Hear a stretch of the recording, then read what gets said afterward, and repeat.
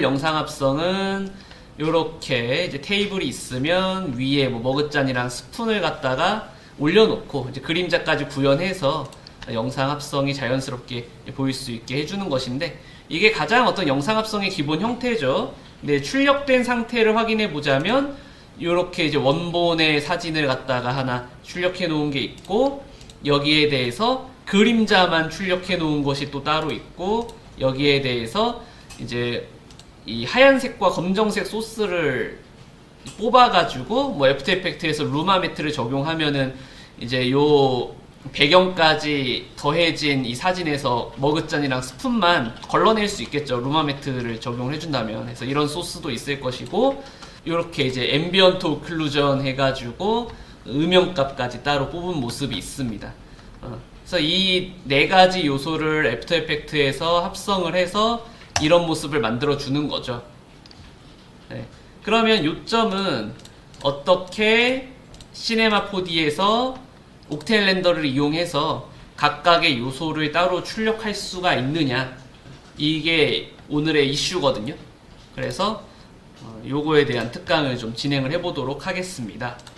일단은 애프터 이펙트에서 3D 트래킹을 먼저 해서 불러올 텐데, 자, 지금의 이 영상에다가 한 5초만 트래킹을 한번 걸어볼게요. 시간상 5초만 트래킹을 걸어보도록 하고, 이 영상에다가 트래커 패널에서 뭐 트랙 카메라 눌러가지고 3D 카메라 트래커 효과를 적용을 시켜주는 것이죠. 그래서 이제 분석을 한번 기다려 볼 텐데, 분석이 잘 될지도 한번 지켜봐야 돼요. 지금 보면은 이 테이블 위에가 좀 아무것도 없이 깨끗한 모습이거든요.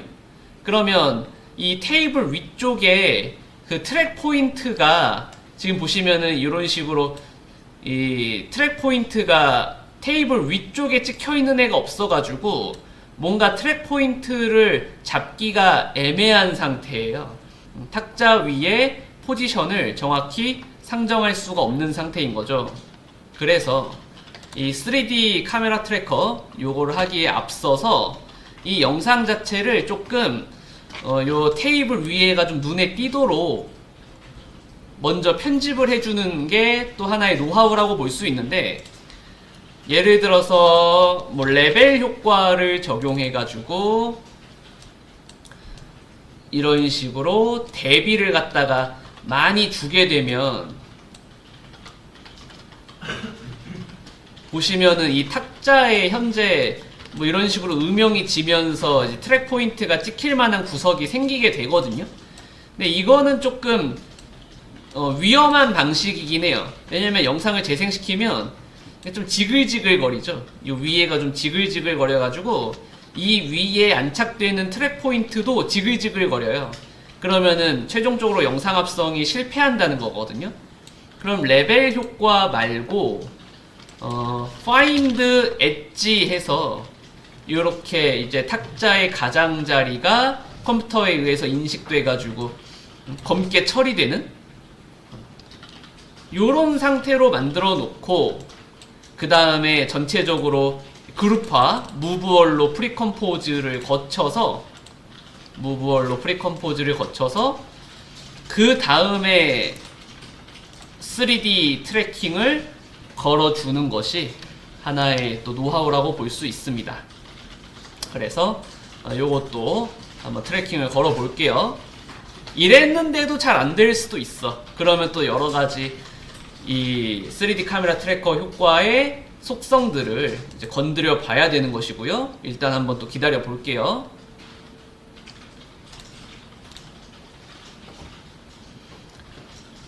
자, 테이블 위에 트랙 포인트가 생기는 것이 중요한데, 보시면은 또 안 생겼어. 그죠? 한 이쯤에 하나 생기고 적어도 한 3개 이상은 있어야 되거든요. 근데 또 트랙 포인트가 잘 안 생겨서 이거는 우리 3D 카메라 트래커의 어드밴스 항목에 디테일 어널리시스, 디테일한 분석 하겠다 또 체크를 해주고, 뭐 솔버드 메소드가 지금 오토로 되어 있는데 이 오토로 되어 있는 것도 하나씩 다른 속성을 갖다가 선택해 보는 것도 방법이거든요. 그래서 요것도 한번 기다려 보도록 하겠습니다.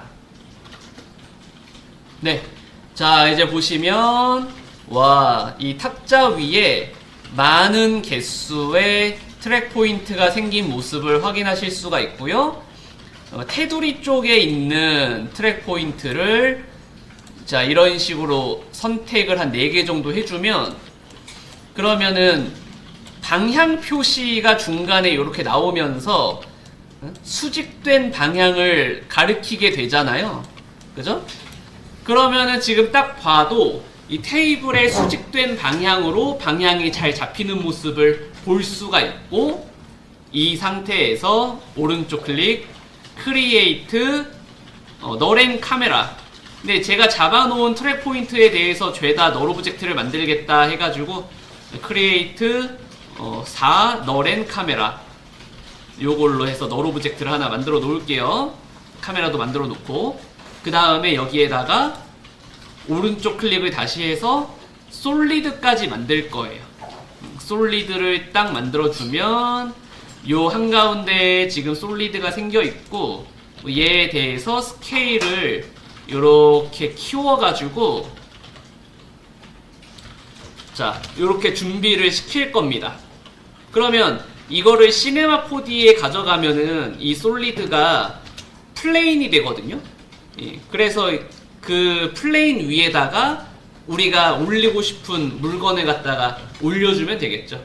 캐릭터를 올려도 되고 물건을 올려도 되고, 아니면 뭐 다이나믹 걸어가지고 공이 여기 막 떨어지게 만들어도 되고, 별의별 아이디어로 영상 합성을 진행해 줄 수가 있겠죠. 해서 이렇게까지 준비를 했으면, 자 이거를 이제 시네마 4D로 넘기기 위해서 일단 프로젝트 저장부터 좀 해줘야 되고요. 대충 저장할게요. 그 다음에 이 영상까지는 시네마 4D로 넘어가지 않기 때문에 영상은 지워줘야 돼요. 그래도 이렇게 카메라와 널 오브젝트와 솔리드가 남아 있으니까 상관없거든요. 자 여기까지 해놓고 파일에 익스포트에 맥스온 시네마 4D 익스포터 요거 눌러서, 저장 용로가 영어여야 되거든요. 이거 주의할 사항이, 지금 이거 저장 용로가 영어여야 되고 이름도 영어면 좋습니다. 근데 보통 이 바탕화면 경로가 영어 경로거든요. 데스크탑이라 그래가지고 바탕화면 자체가 영어 경로이기 때문에 바탕화면에다가 저장을 해놓는 편이 제일 안전하다고 볼 수 있어요. 이제 이렇게 해가지고 바탕화면에다가 저장을 해놨으면 이거를 이제 내가 원하는 폴더에다가 넣어놔도 아무 상관없는 거거든요. 그래서 그거는 아무 상관이 없고, 자 이거를 이제 시네마 4D에서 열어보도록 하겠습니다. 자 요렇게 해서 시네마 4D에서 열어봤고요. 옥테일 렌더까지 지금 준비가 되어 있고요. 재생을 해보면 재생도 돼요. 그죠? 여기 카메라가 있기 때문에 키프레임이 지금 카메라에 키프레임이 찍혀 있는 거죠.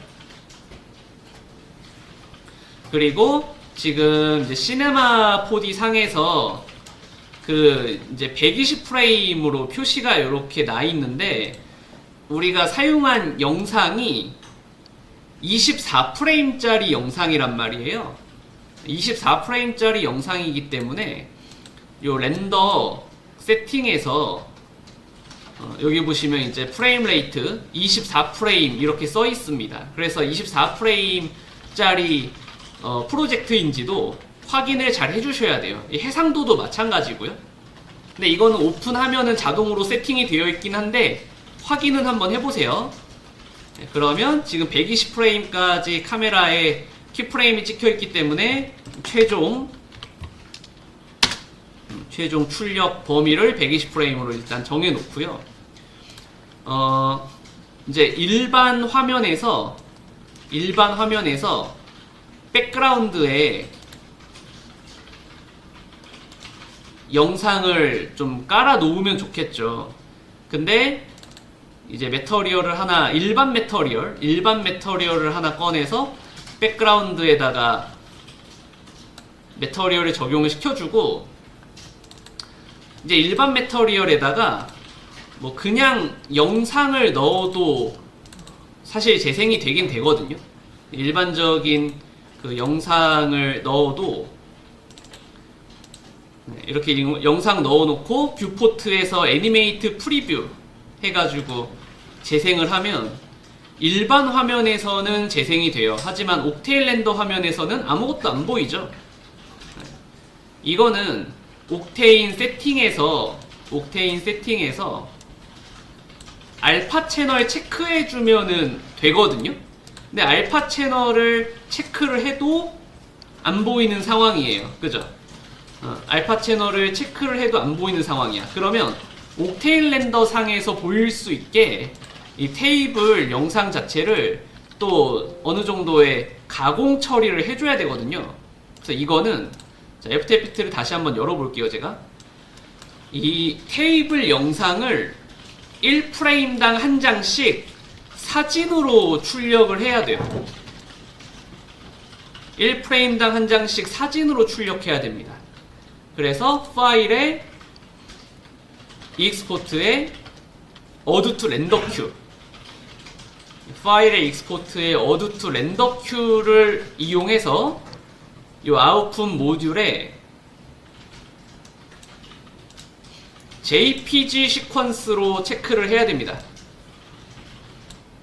그래서 OK 누르고 저장할 위치를 정해 놓고요. 이름도 정해 주시고요. 그 다음에 출력을 걸게 되면, 이렇게 출력을 걸게 되면 한 프레임당 한 장씩의 사진으로 출력된 모습을 확인하실 수 있어요. 그래서 이 매터리얼에서 영상 대신에 방금 출력한 이 출력본에 0번 사진만 불러오는 거예요. 0번 사진만 불러와서 그림 클릭해서 속성 들어가고 애니메이션 항목에서 calculate 계산을 해줘야 돼요. 그래서 이제 계산을 해줘야 시작 프레임과 끝 프레임이 자동으로 이렇게 분석이 됩니다. 해주니까 어때요? 이제 옥테일 렌더 상에서 떴죠? 옥테일 렌더 상에서 재생이 되는 모습. 재생이 안 되는 것 같으면 새로 고침을 눌러주시면 됩니다. 자, 이렇게 해서 세팅을 해봤습니다. 이 위에다가 이제 필요한 오브젝트를 이제 올려볼 건데, 이제 머그잔을 제가 미리 좀 이렇게 만들어 놨거든요. 머그잔만 가지고 올게요. 뭐 스푼도 가지고 올게요. 스푼이랑 머그잔 둘 다 그룹을 지어 놓고 이것만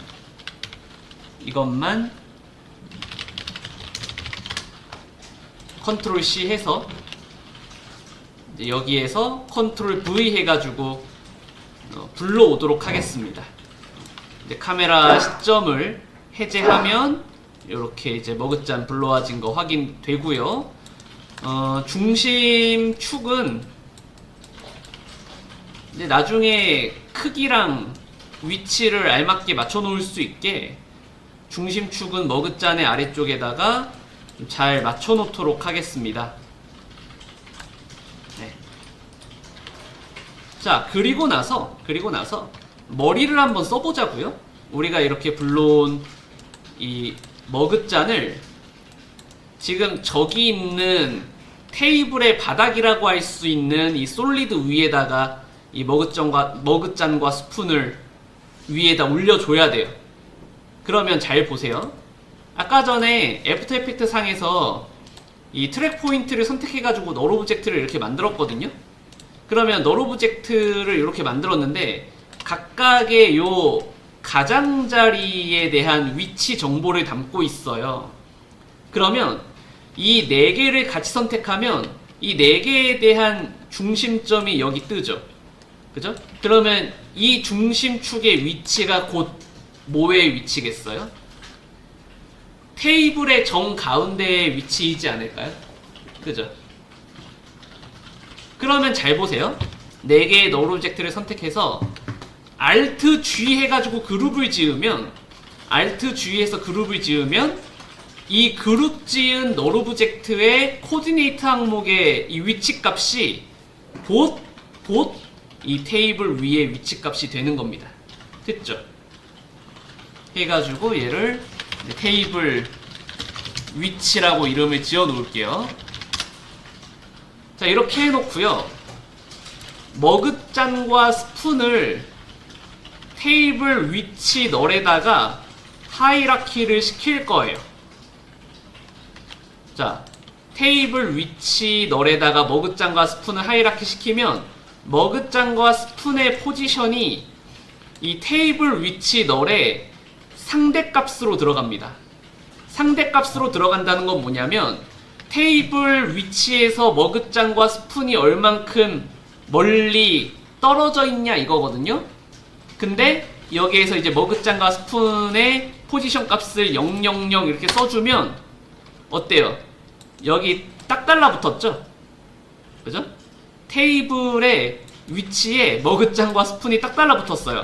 그러니까 테이블 위치에다가 머그잔과 스푼을 하이라키 걸어놓고 포지션을 0을 준다는 것은 테이블 위치에서 머그잔과 스푼이 거리가 벌려져 있지 않다, 겹쳐 있다 이거죠. 상대값이니까.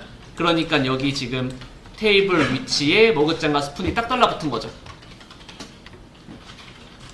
이 다음에 이제 머그잔과 스푼의 어떤 크기를 조절을 해주고 각도도 조절을 해줘야겠죠. 각도를 조절을 해주고 이런 식으로. 이거는 옥테일렌더 상에서 좀 보면서 위치 각도를 정해주는 게 좀 편하겠죠.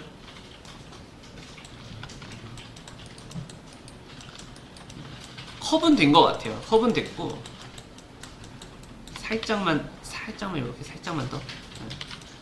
컵은 됐고 스푼 따로 선택해가지고 좀 따로 컨트롤을 해볼 텐데 뭐 이렇게 컨트롤 해보면 되겠죠. 근데 뭐 스푼도 됐다.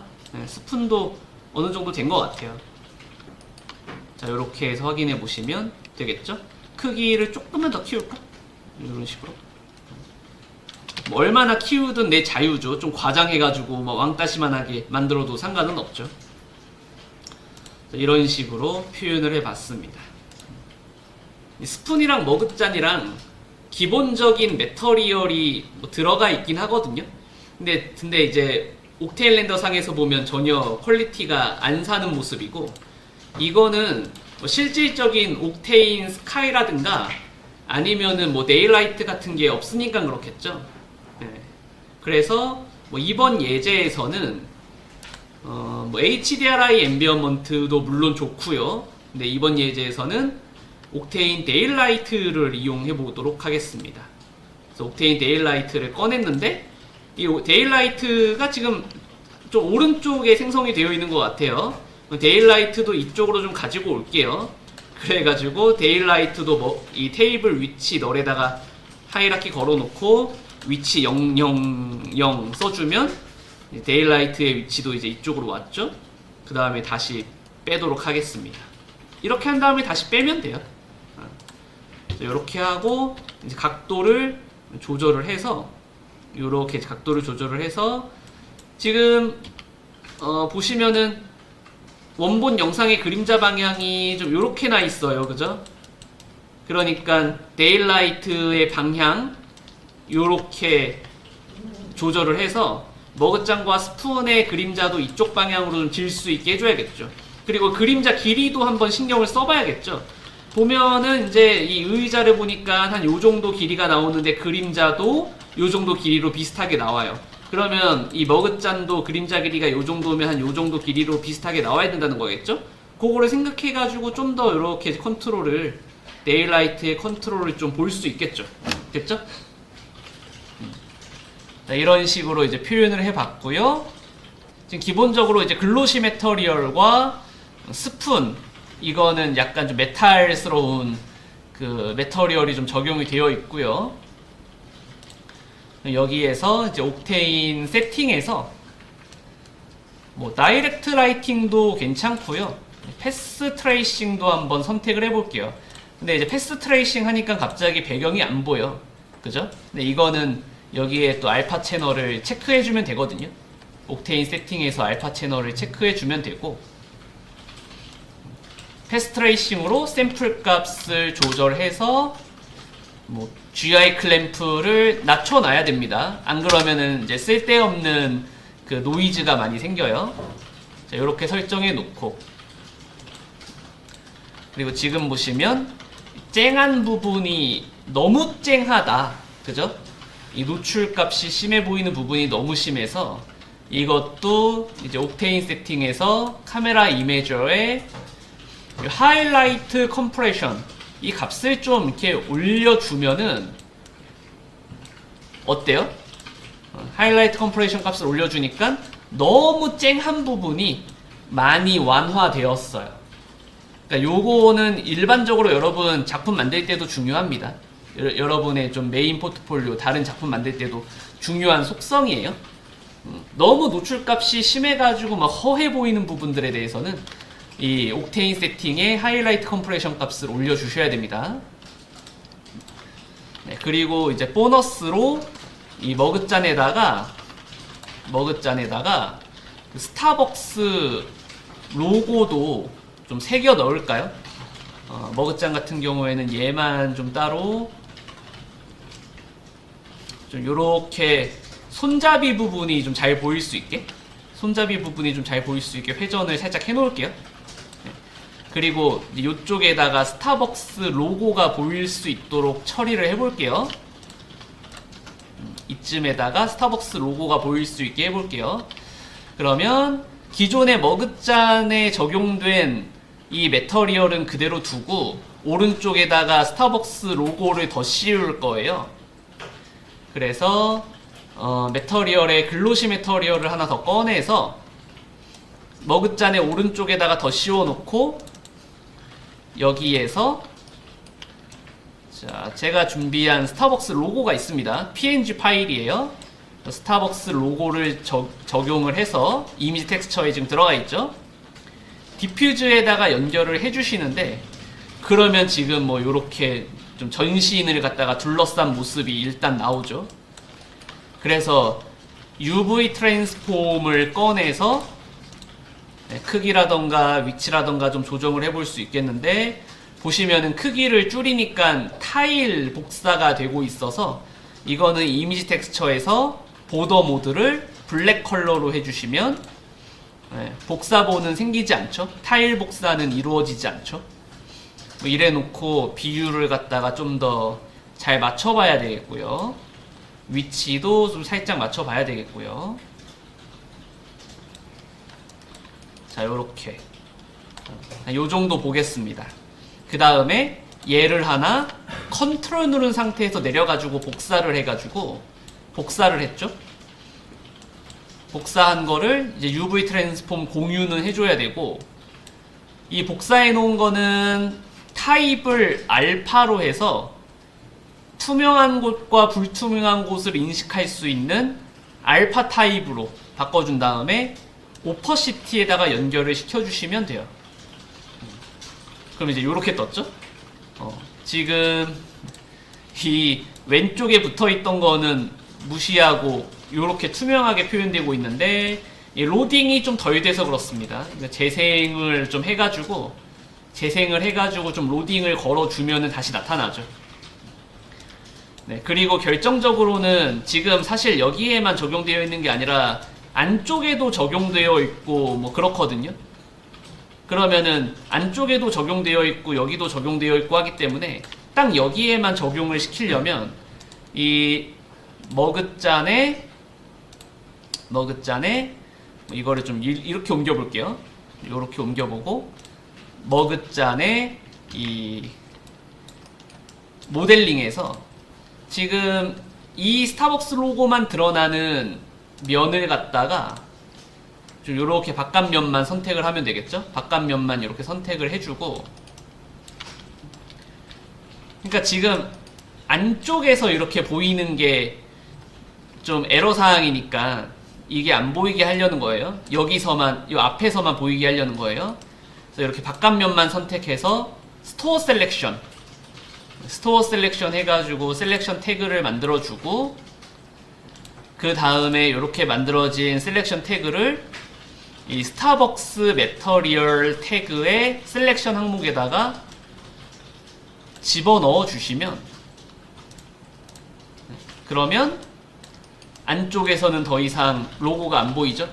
바깥쪽에서만 로고가 보이는 상태가 나왔습니다. 네, 요거까지 보너스로 알아주시면 좋을 것 같아요. 자, 그 다음에 이제 이 트랙 솔리드라고 이름 지어져 있는 이 플레인, 플레인에도 매터리얼이 들어가야 되는데, 얘 같은 경우에는 일반적인 디퓨즈 매터리얼을 갖다가 집어넣고요. 디퓨즈 매터리얼을 집어넣고 얘한테도 이제 이미지 텍스처를 통해서 방금 출력한 이 테이블 0번 파일만 불러올 거예요.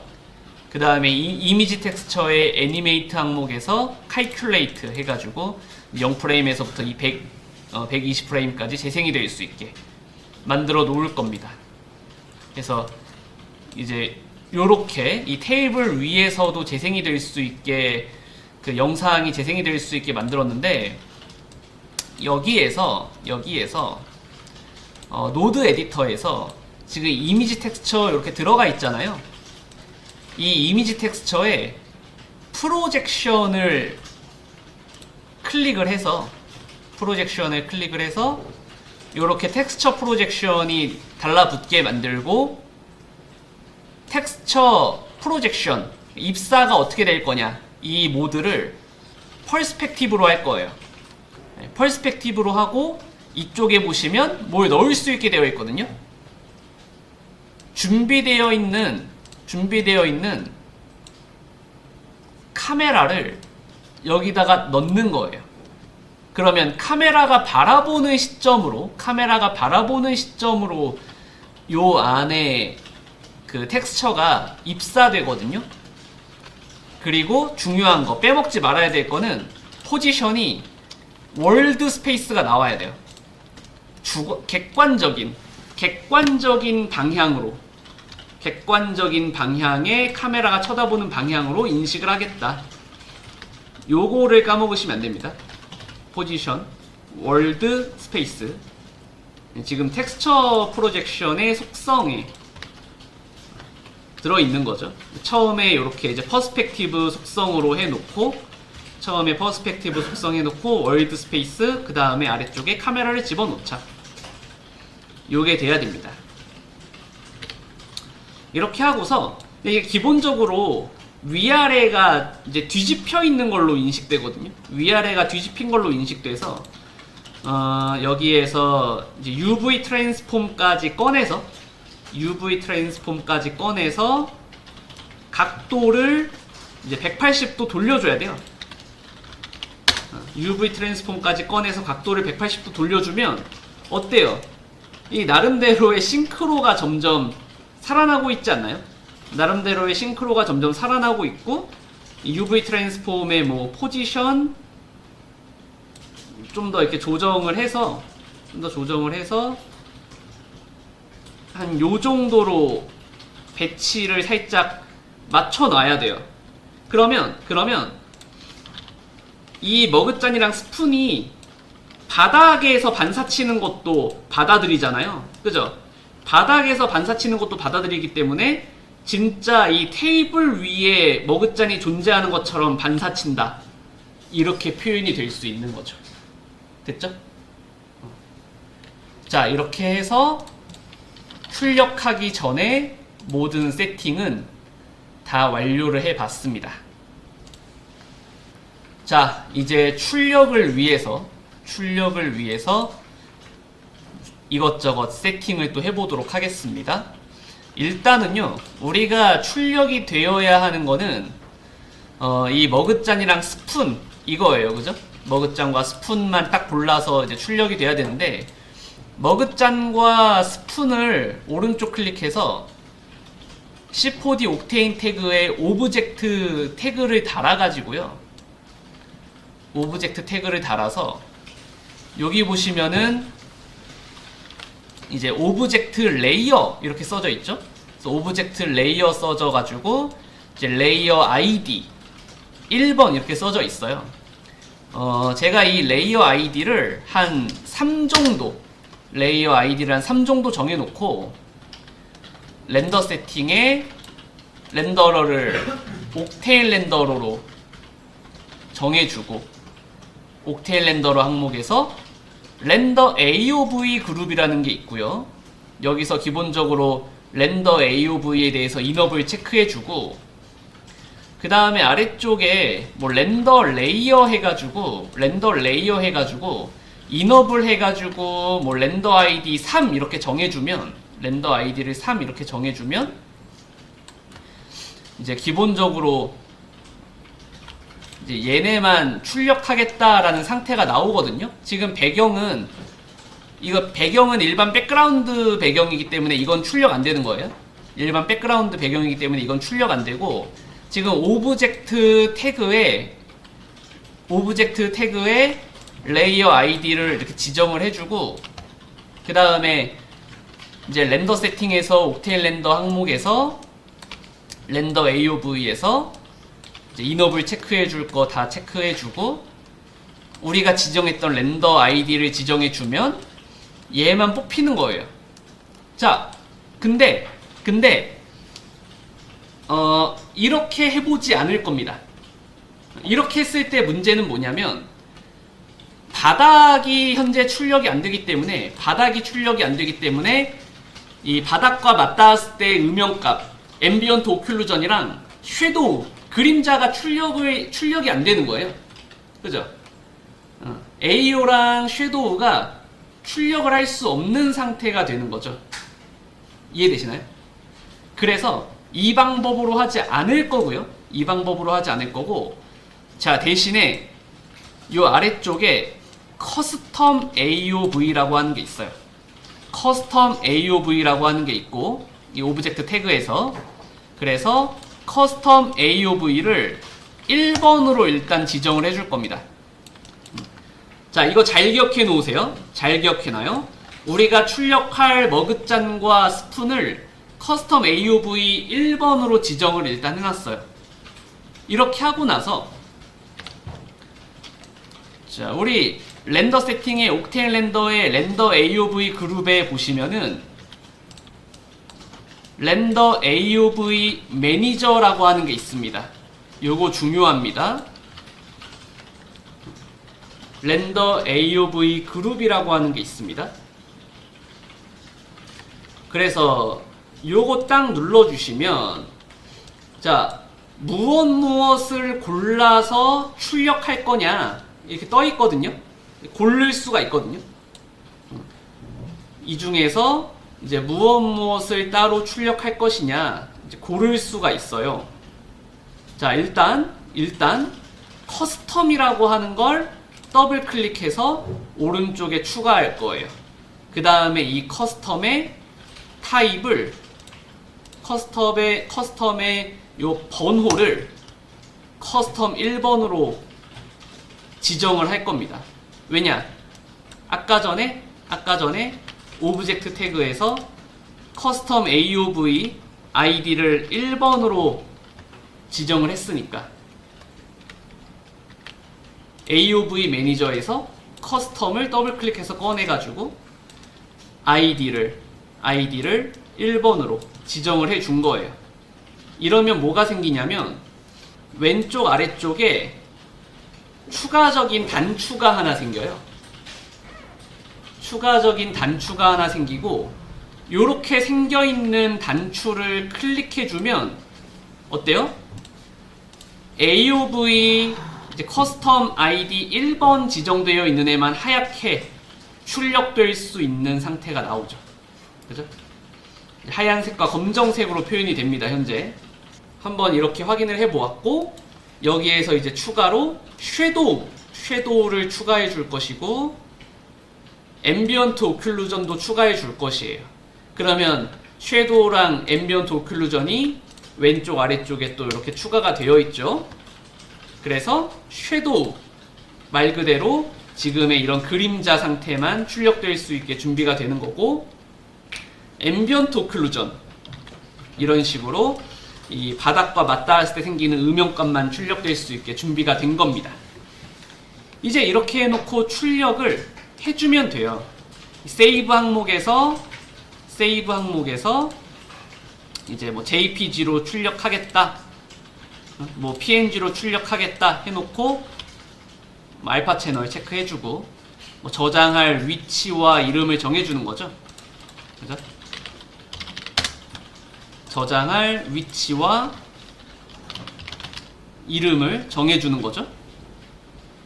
그리고 옥테인 렌더의 렌더 AOV 그룹상에서도 지금의 이 커스텀과 섀도우와 AO를 어디에 저장할 것이냐, 이거를 렌더 AOV 그룹에서도 지정을 해줘야 돼요. 저장할 위치와 이름을 지정을 해줘야 됩니다. 포맷도 지정을 해줘야겠죠. 포맷도 지정을 해줘야 되고, 이렇게 해놓고요. 지금 시간상 아웃풋에서 커런트 프레임 해가지고 지금 이 한 장만 출력해 보도록 하겠습니다. 네, 출력을 지금 걸고 있고요. 자, 한 장만 출력을 했고, 출력이 전부 이제 마무리가 되어서 확인을 해보자면 이제 이런 식으로 이제 원래 렌더링된 사진, 그리고 섀도우, 앰비언트 오클루전, 이제 커스텀 AOV 해가지고 뽑아놓은 이런 루마매트 소스로 이용해 줄 수 있을 것 같은 이런 사진, 이렇게 해서 다 출력을 걸어 봤고요. 이제 이렇게 출력된 것을 애프터 이펙트에서 합성을 해서 마무리를 지어 봐야겠죠. 저는 그래서 이제 이렇게 미리 다 150프레임까지 뽑아 놓은 파일이 있고요. 이거를 전부 다 애프터 이펙트에 불러와서 합성을 해서 마무리를 지어 보도록 하겠습니다. 자, 일단은 요 프로젝트 패널을 더블 클릭하던지 아니면 컨트롤 I 눌러가지고 파일을 불러올 거고요. 출력한 파일을 불러올 거고, 일단은 앰비언트 오클루전 0번 PNG 시퀀스 체크되어 있는 상태에서 임포트, 그러면은 0번부터 150프레임까지 한 번에 영상으로 묶여서 불러와줬죠. 자, 이런 식으로 커스텀 0번만 PNG 시퀀스 불러오고, 섀도우 불러와야겠죠. 섀도우 불러오고, 그리고 마지막으로 원래 출력본 불러오도록 하겠습니다. 자, 원래 출력본을 이 위에다가 이렇게 올려주면은 재생하면은 지금 이런 모습이 나오거든요. 이런 모습이 나오는데 이 위에다가 커스텀을 올리는 거죠. 이 위에 이렇게 커스텀을 올려놓고 그 다음에 루마 매트를 해주면 이런 식으로 표현되죠. 그죠?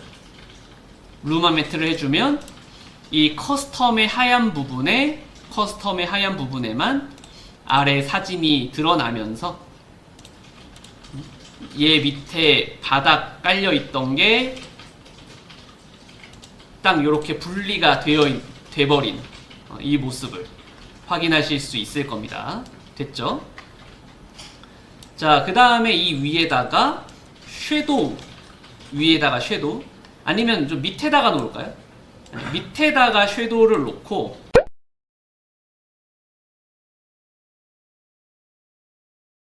그 다음에 블렌드 모드를 이 어두운 부분만 혼합이 될 수 있게 블렌드 모드를 멀티플라이를 하면 되겠죠? 섀도우 같은 경우에는. 근데 지금 보시면은 이거의 이제 출력본을 확인을 해보면 테두리에 이 검정 부분이 살짝 이렇게 보여버리거든요. 테두리에 이 검정색 부분이 살짝 보여버려가지고 이제 블렌드 모드를 갖다가 멀티플라이를 해주게 되면 지금 이 검정 테두리가 보여버려요. 검정 테두리가 이렇게 보여서 우리 효과 중에 그 심플 초커라 그래가지고 심플 초커라고 해서 이 가장자리 영역을 억지로 이렇게 깎아내는 효과가 있거든요. 심플 초커라 그래서 가장자리 영역을 억지로 깎아내는 효과가 있고 이거를 한 2픽셀 정도 주는 거예요. 그래서 이렇게 2픽셀 정도 줘서 가장자리의 거뭇한 부분을 아예 없애버리는 거죠. 이 다음에 블렌드 모드를 멀티플라이를 하면 될 것이고요. 멀티플라이 한 다음에 뭐 이제 레벨 효과 같은 거를 이제 적용을 해서 레벨 효과 같은 걸 적용을 해서 이제 그림자에 대해서만 이렇게 좀 진하게 보정이 들어갈 수가 있을 것이고요. 뭐 이런 식으로 대비를 좀 줘가지고 좀 진하게 보정을 해줄 수가 있을 것이고, 아니면 지금 보시면은 테이블 위에 이미 좀 얹혀져 있는 그림자의 색깔 자체가 약간 푸릇푸릇한 색깔이 들고 있거든요. 이 그림자의 색깔이 약간 이제 푸릇푸릇한 색깔이 들고 있는데, 그러면 지금의 섀도우에도 뭐 예를 들어서 이제 레벨 효과에도 RGB 채널이 있기 때문에 이 RGB 채널 이용해가지고 뭐 어느 정도의 이런 푸릇푸릇한 느낌을 좀 만들어줄 수가 있겠죠. 이런 것도 가능하고요. 아니면은 포토 필터 효과 같은 거 적용해가지고 포토 필터에서 이제 뭐 쿨링 필터 같은 거 적용해가지고 이 푸릇푸릇한 느낌을 좀 포토 필터로 살짝 줘도 되겠죠. 그죠? 이런 식으로 약간 톤을 맞춰주는 거예요. 굉장히 이제 플랫한 스타일의 이제 그림자가 이제 나왔고요. 이거는 뭐 원래대로라면 사실 시네마 4D에서 조절해 줄 수가 있거든요. 데일라이트를 썼잖아요. 데일라이트의 장점 중에 하나가 또 그림자의 이제 부드러운 상태 혹은 플랫한 상태를 편집해 줄 수 있다는 건데, 요거 한번 보세요. 보시면은 이제 데일라이트의 속성에 보면은 여기 선 사이즈라고 하는 게 있어요. 선 사이즈를 올려주면은 그림자가 좀 흐릿하게 처리되는 거 보이세요? 선 사이즈라는 걸 올리면 그림자를 좀 부드럽게 흐릿하게 처리할 수 있고, 선 사이즈가 낮으면 낮을수록 굉장히 이 플랫한 스타일로 레이 트레이스드라 그러죠. 레이 트레이스드 그림자가 이런 식으로 나올 수 있습니다. 그래서 선 사이즈를 올리면 소프트 상태가 나오는 거고요. 네, 이거는 또 좀 기억을 해주시면 좋을 것 같습니다. 애프터 이펙트 상에서 뭐 가우시안 블러 같은 거 효과를 적용하면 되잖아요. 그죠? 가우시안 블러 같은 효과를 좀 적용해서 살짝 가장자리를 조금 이제 부드러워 보이는 상태를 만들어주면 되죠. 이런 식으로. 네, 해서 그림자 편집을 해봤고요. 이제 마지막으로 앰비언트 오클루전. 앰비언트 오클루전도 이렇게 섀도우 바로 위쪽에다가 올려주고,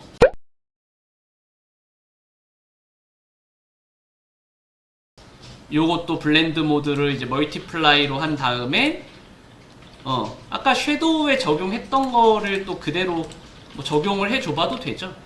그죠?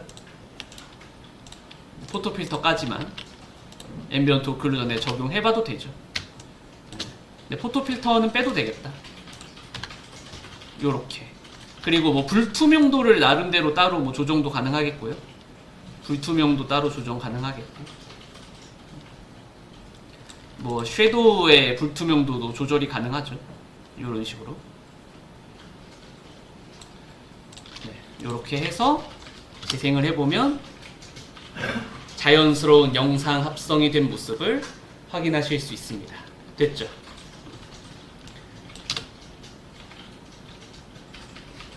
네, 그래서 여기까지입니다.